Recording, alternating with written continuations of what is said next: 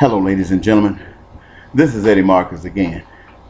In times past, when I talked to you, I focused on politics, economics, those kinds of things that touched you individually or collectively, and was a determining factor of whether we were able as a people, as a nation, to go forward. And the information that I have given, I hold to.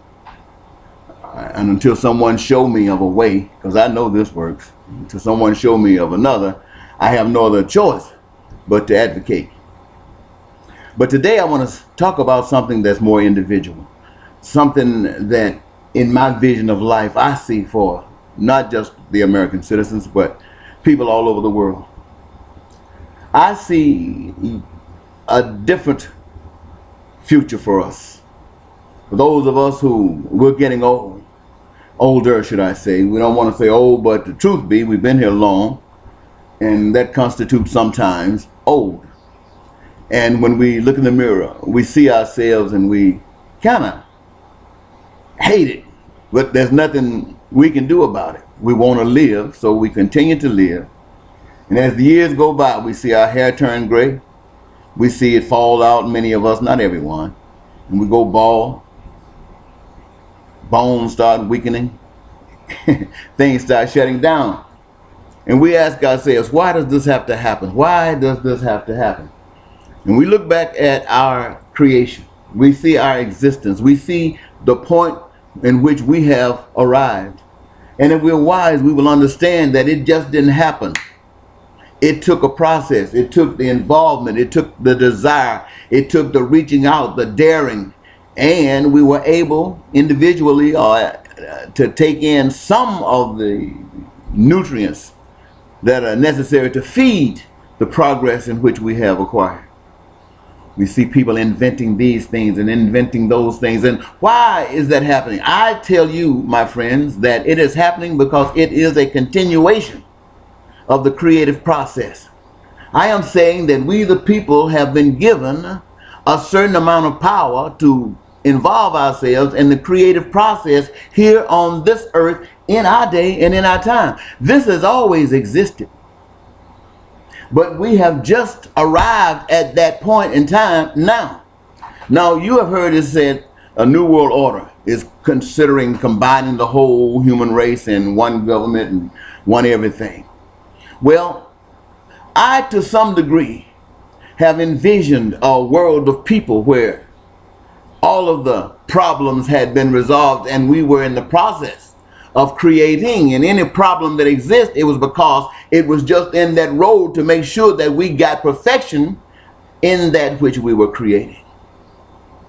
And so here we find ourselves making a choice. Making a choice. Where do we go? Where do we go? Do you think about that? Where do we go? Well, that new world order, you've heard nothing but negative things about it from the general public.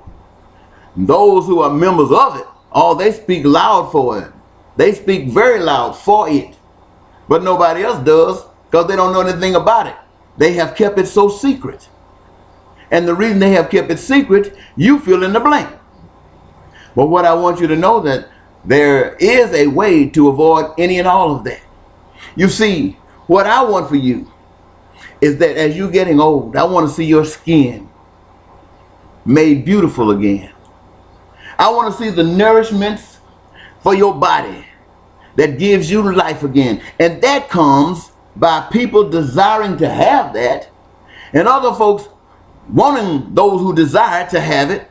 And so they're committing themselves, concentrating their energy and their thought in receiving knowledge of how to acquire, how to achieve these ends. And it works. I want you to see it like a car. Sure, everyone wants a new car. Who wants an old car? Except those few that you see running around every now and then, going on a showcase every now and then on a pedestal saying, look at it.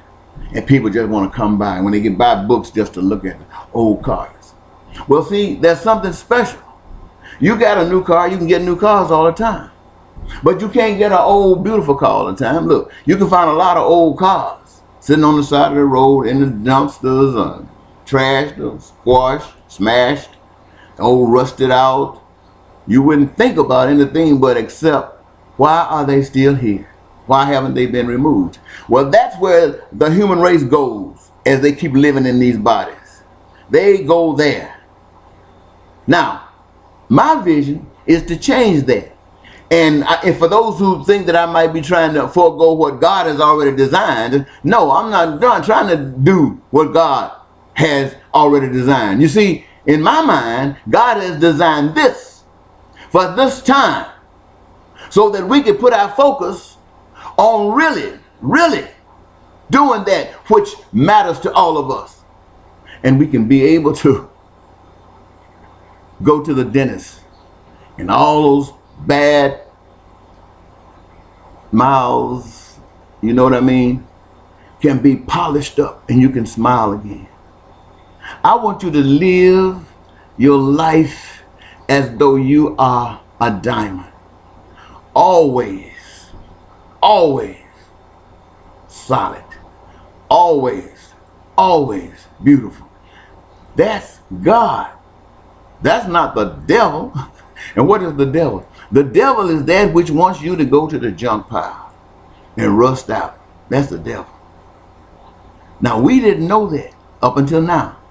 Up until now. We might have thought it, but we never would have really spoke it out because what people would think about us. And we didn't want people thinking that about us.